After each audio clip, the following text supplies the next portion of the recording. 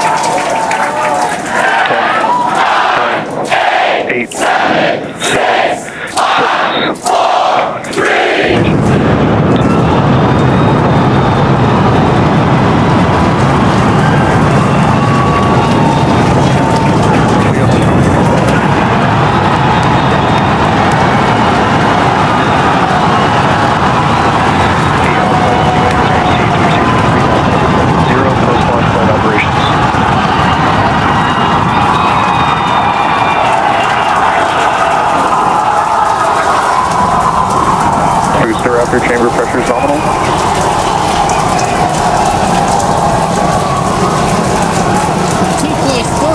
Seconds into the test flight of the inaugural Starship vehicle. Tower cleared, we're into pitch over. Propulsion reports first stage engines nominal. What a sight from the ground cameras at Starbase. We're flying at twice the thrust of the Saturn V heading to space. Acquisition of signal, surface 50. We're throttled down and throttled back up. Going through the period of maximum aerodynamic pressure.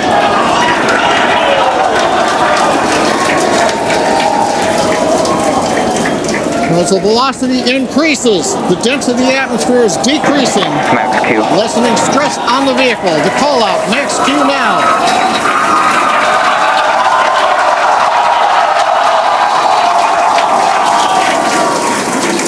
Continuing to watch the first stage as we head down range.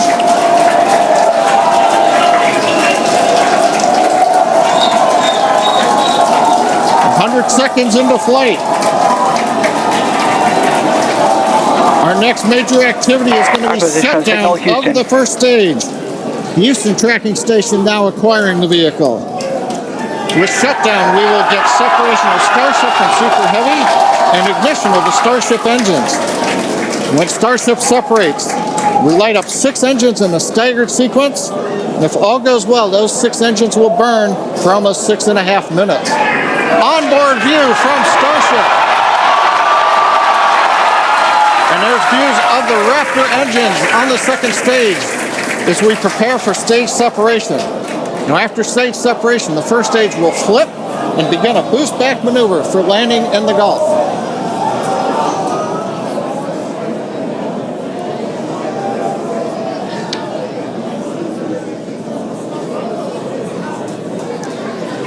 Continuing to fly, 2 minutes 40 seconds. Let's get ready for main engine cutoff. Booster engine cutoff. Beginning to flip for stage separation.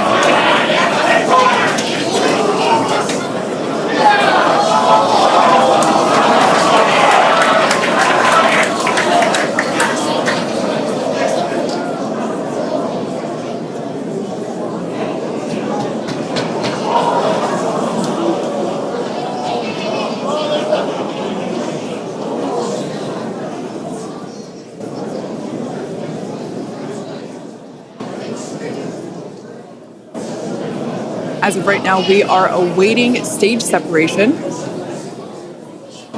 where Starship should separate from the Super Heavy booster.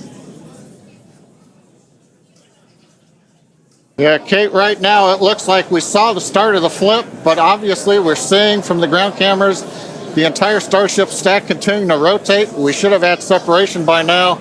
Obviously, this is does not appear to be a nominal situation. Yeah, it does appear to be spinning, but I do want to remind everyone that everything after clearing the tower was icing on the cake.